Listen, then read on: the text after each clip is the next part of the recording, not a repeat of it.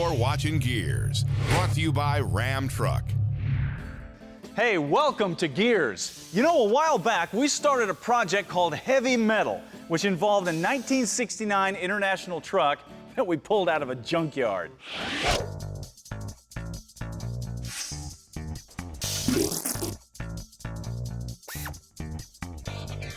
Yeah, there you go.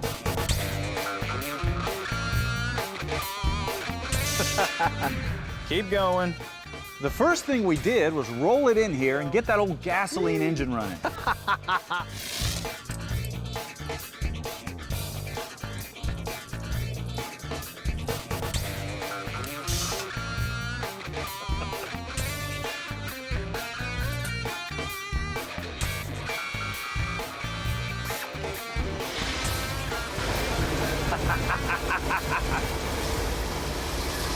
It sounds awesome!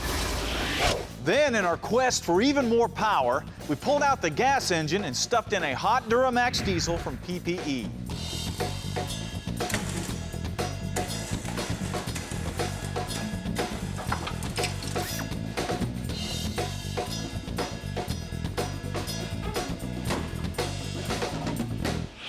From there, the project was put on the back burner while I searched for a heavy-duty air suspension to put under that thing. And most companies just laughed at me when I told them the size of the vehicle, what it was, and how much power it was kicking out. But one company didn't laugh, Kelderman Air Suspensions. Because big trucks is what they do. And they say they have never seen a truck that they couldn't build an air suspension for. So we decided to see if that was true. I mean, it's designed so when you put a large toy hauler on the back of it, it keeps the truck level, it's auto leveling. I mean, our bags or suspensions are rated for more than what the factory axles are. So you can put pretty much whatever you want to hook on the back of this truck and it's going to set level, and we've got it all designed what size of sway bars to use so that when you have a large load behind your lifted truck, you're setting level. And, you know, you can drive it, you can haul it in the mountains, you can take corners, you know, the thing handles fantastic. The first step was to pull out the original rear suspension and axle, because even though it's cool, there's no upgrades available like disc brakes or lockers or cool wheels that are gonna fit this thing. It's pretty much a big, heavy boat anchor. The same is true with the huge I-beam front axle. And even getting something like this out from under a cabover truck can be a challenge, because you're not just going to pick it up and move it around by hand.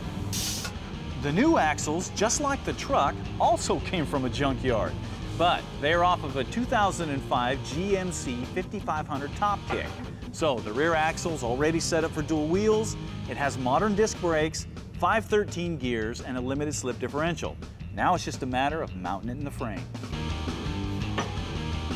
To do that, the guys at Kelderman took the 4-link, 4-bag rear suspension that they use on Dodge 5500 and Ford 550 ambulances and began to adapt it to the old International frame. The ambulances were unique. We use a 4-link suspension. We use a track bar goes right across the top of the axle, but we use 4 airbags. We use 2 smaller airbags on each side. There's enough space on the chassis to put them between the tire and the frame. It gives you good stability, and it also gives you a lower dump height. Most of the brackets pretty much bolted in place on the rear of the old straight frame. But for things like the sway bar and the panhard bar, that took a little more engineering and fabrication. You need the spacer. I would put spacers in each one of these to make it straight. The front axle was a whole different matter and required a ton of fabrication. Not only did it have to be narrowed 2 inches, but it also had to be dropped 3 inches in the center to clear the oil pan. And when you're welding on an axle, you need somebody that knows what they're doing. Yeah, don't give all these young guys the credit. This old dude welded that front axle for him, man. We ended up basically making a drop axle with even more drop so we could lower that thing, get the stance we wanted. When we let the air out, you know, have a little bit of distance between the front tires and the fenders so that not only does it look cool, but it's strong and it's not something we have to worry about failing down the road. The tie rod and the sway bar had to be hand fabricated, and the 4-link had to be mounted in front of the axle to clear the steering and other stuff. The airbags are tucked in back of the front wheels, and to smooth everything out, the suspension sits on Bilstein's 7100 remote reservoir shocks, front and rear.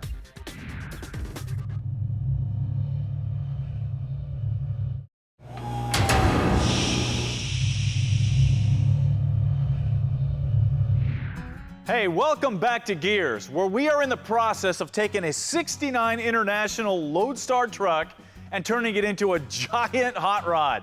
Now, some of you might be saying, why in the world would you do this? And the answer is simple, it's cool.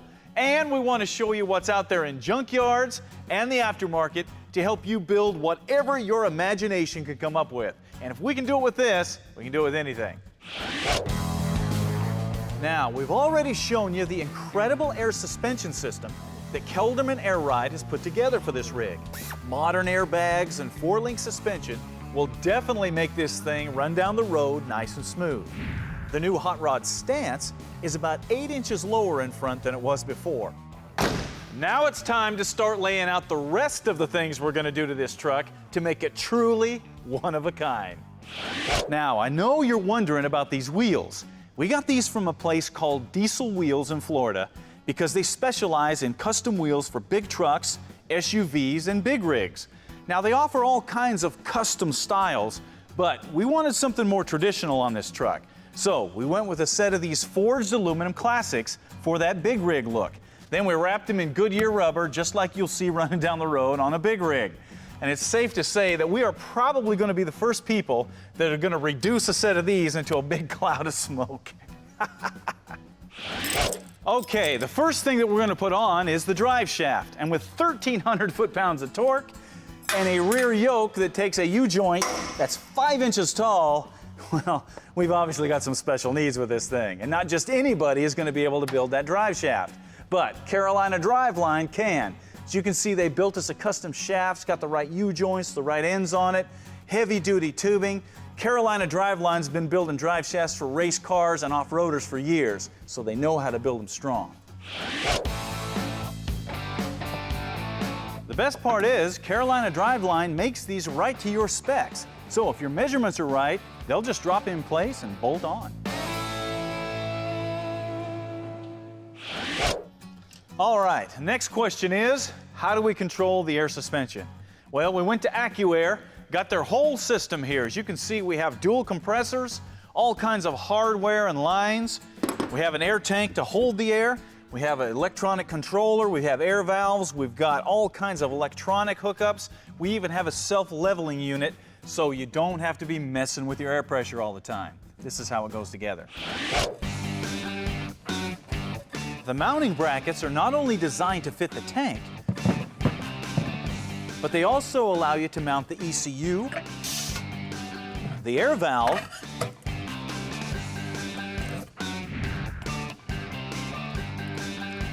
and the compressors right to the tank for a super clean, low-profile look. Now, you gotta admit, that is a good-looking system.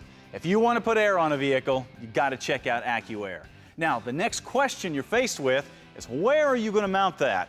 I mean, obviously on a project like this, we got a lot of choices in the frame and in the bed we're eventually going to build. But I'd like to keep it down within the frame rails to keep it out of the way. Now, as you can see, we got room here, but that's not going to be enough. We got all kinds of room up here. So we're going to drop that system right here between the frame rails. Now, to do that, I'm going to have to fabricate a cross member for it to sit on. So before I go that far, I'm going to mock it in place and make sure that this is exactly where I want it.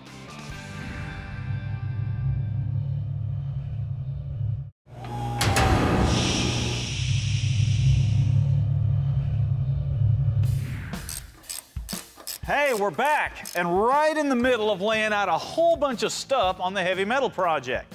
Now, we have the air suspension in place, the air system, and wheels and tires.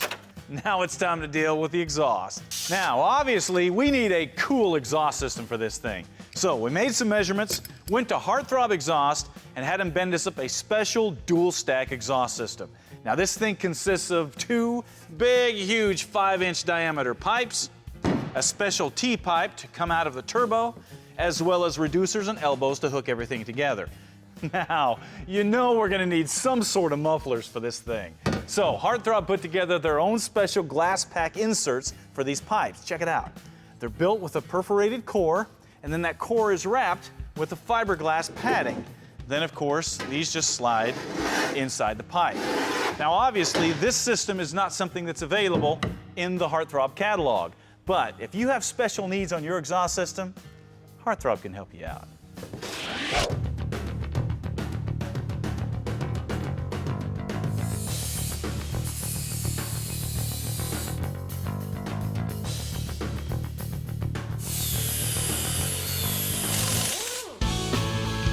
Now, quick tip. Brought to you by E3 Spark Plugs. Born to burn. When you're gonna cut some tubing with a bandsaw or a hacksaw, the biggest question is, how do you make a straight cut in the pipe when you can't even draw a straight line with the pen? Well, a simple solution is to take a piece of masking tape and then just wrap it around the pipe with the edge at your cut line. This gives you a perfectly straight cut line to follow and no more guessing if the cut's gonna be square. If you'd like to learn more tips to make your life easier in the shop, check out the tips page on the website. Now, keep in mind the idea behind something custom like this is that it needs to be customized to fit by you. So be prepared to spend some time here. And this will give you an idea what these stacks are gonna look like. Now, obviously, these pipes still need to be cut down quite a bit.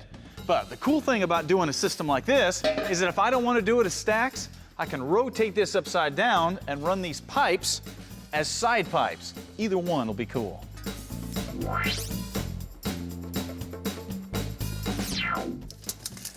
All right, the next thing we're going to put on is an intercooler. Fortunately, we got a lot of room up here. It's just all in front of the radiator, so it's a little hard to get to. Now, just like with everything else we put on this truck today, when you're working on a project like this, a lot of times you can't find anything in the aftermarket that's just going to drop in place and fit perfect. So the burden falls on you to solve the problem. But that doesn't mean the aftermarket can't help you. For example, we went to Gelbanks Engineering, gave them some basic dimensions, and they had an intercooler sitting right on the shelf. Now it's going to fit in the hole and it's going to do the job. It's just up to us to build a bracket system to mount it in place. Now, another area that needs to be addressed on a project, especially on something this big, are brakes. Now, remember, we have four-wheel discs on this thing, but this truck used to have air brakes on it, and there is no room under a cabover to mount a traditional master cylinder. So we're going to use air to operate these hydraulic brakes, and you're going to love this. Power Brake Service has been around for a long time, and they are well known for their high-performance braking systems. Their newest creation is called the Airmaster.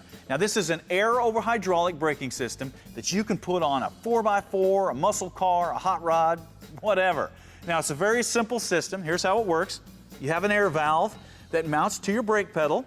Air valve controls air coming from your air tank. When you hit the pedal, it sends air to the air spring, which then actuates a traditional master cylinder and works your brakes.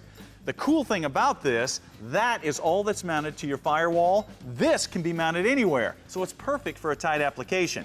And the strength and power that you'll get out of something like this is incredible.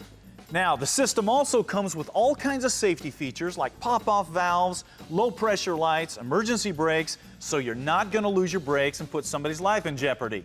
Matter of fact, big rigs, trains, military vehicles, they've all been using air brakes for decades. It's about time that somebody came out with a system you could use on a car or a truck. Power Brake Service is the only guys that have this. But now, just need to find a place to mount it.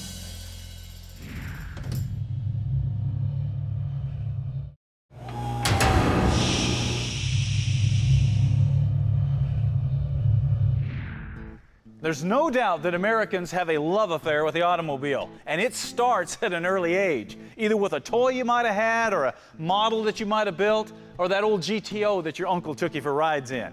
But the biggest influence that we get is from television and movies, because there's nothing like seeing a car in action to make you wish that you were the one driving it like John Milner.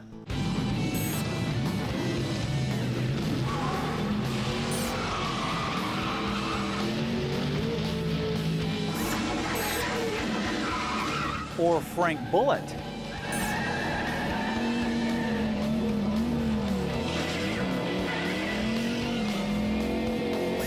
or James Bond.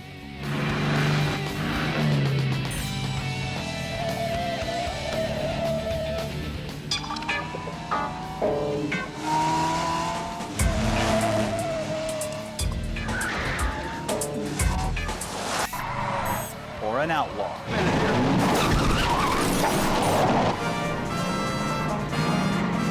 Too late now.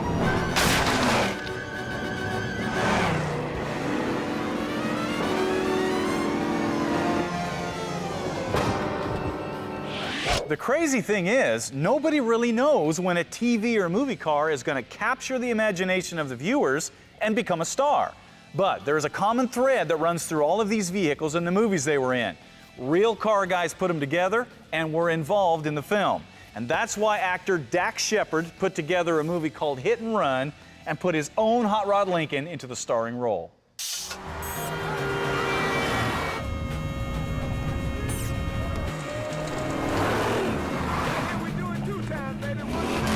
My father sold cars. He sold Fords all growing up. And my mom got a job at the General Motors Proving Grounds when I was 3 years old. She also married a guy when I was in probably third grade or fourth grade that was the chassis engineer in the Corvette group. My whole life has been, surrounded by cars, and I would say that was the most, inspiring period was those few years she was married to him.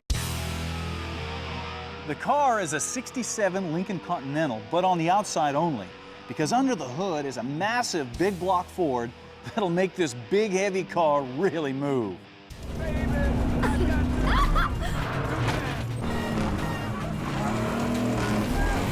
This is a 514 Ford crate motor, and it's sitting there in the showroom. And this has been dynoed at 657 with the mass flow injection, and yeah, it's got some serious Runs and starts compression. good. Injection. It runs amazing. Tony, the guy who built it, he had made more of a Pro Street hood originally that kind of came up and back. Oh yeah. And it was the only thing I hated on the car.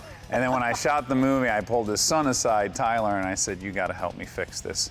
Your old man's not going to do it." And he made it so that it's just level across all the way.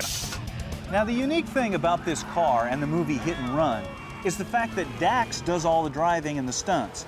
And this is the actual car used, so it's got its share of bumps and bruises. But not all of them came from making the movie. Now, I'm seeing some dents on the roof here. What's up with that? This is a sad story. Early in my career, I was involved in a photo shoot, and they convinced me to sit up here. Against my better judgment, I did. Yes, What kind of photo shoot was it? Did you have clothes on? What was it? Just barely. I was barely clothed. I was ruining my pride and joy. You get taken advantage of early in your career. They take advantage of you. The suspension is modified, as well as the front seats. And Dax's years of experience as a race driver definitely helped keep the car intact during the filming. And that was important, since this is a car that he's owned for years and helped modify to its current state. We pulled out the 462 and we put a 514 Ford racing crate motor in. We put mass flow, fuel injection. We put a gear vendor's overdrive in it. We rebuilt the C6. We put huge Willwood brakes on them. We redid the rear end, and we put some coilover suspension in back, and we've made this now a 5,000-pound M5 killer. There is no life I know. Now, the idea for Hit and Run came from Dax's love for car movies like Smokey and the Bandit. And he wrote the movie because he figured it was time for a modern car chase comedy. You're a bank robber? I did the getaway driving part. That featured real driving and old school stunts in real cars. So the question is Hit and Run the next big car movie? Could that big black Lincoln be the next Graffiti Coupe or General Lee or Bullet Mustang? Well, there's only one way to find out. Go see the movie.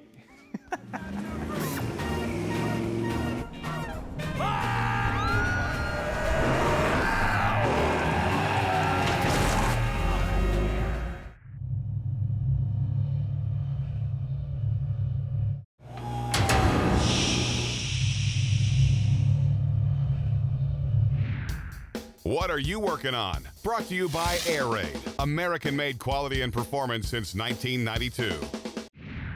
Today's What Are You Working On comes from Dave Spotton from Eastlake, Ohio. And Dave's unique for a couple of reasons. Number one, he's a cop. Number 2, his project is a 67 Volkswagen Beetle. And as you can see, the cop stare and the Beetle actually go together fairly well. Yeah, I've seen that look on Cop's face many times, Dave. Now, you might be wondering, why a Volkswagen? Well, Dave says that now that he's a family man, he needed something cheap and easy to work on. So, Volkswagen it was. He found himself a nice rust-free one. The first thing he did, check it out, to cut the front end off, put in a dropped axle to give it that hot rod look. This is a great look for a Volkswagen. But that wasn't enough. So, he tore the dash apart and put in a 1947 DeSoto dash. And as you can see, it looks really good. But then that wasn't enough. He needed more power. So according to Dave, he took out the 1500cc lawnmower engine and he's putting together a 2100 stroker. Check this one out. Yeah. And that means Dave now has the potential of getting his own speeding tickets. You better watch it, man. Your buddies are going to be looking for you. Now, of course, the project isn't done. This summer he's going to rewire it and chop the top to make it even cooler. So Dave, great project, man. And to recognize it, we hooked up with our buddies at Air Raid. They're going to give you a system for whatever you want. All you got to do is go to their catalog, pick out what you want, and they'll ship it to you. Also, we're going to give you one of our project build books because this will allow you to keep track of everything you've done to that car, including the speeding tickets you might get. Now, the rest of you guys, if you want to get your project featured on the show, you got to send it into the website. We'll do our best to get it on the air. Also, don't forget to check us out on Facebook and see what we've got going on there. All right, I got a lot to do here. I know you've got stuff to work on, so now's a perfect time to get out there and start bending some wrenches.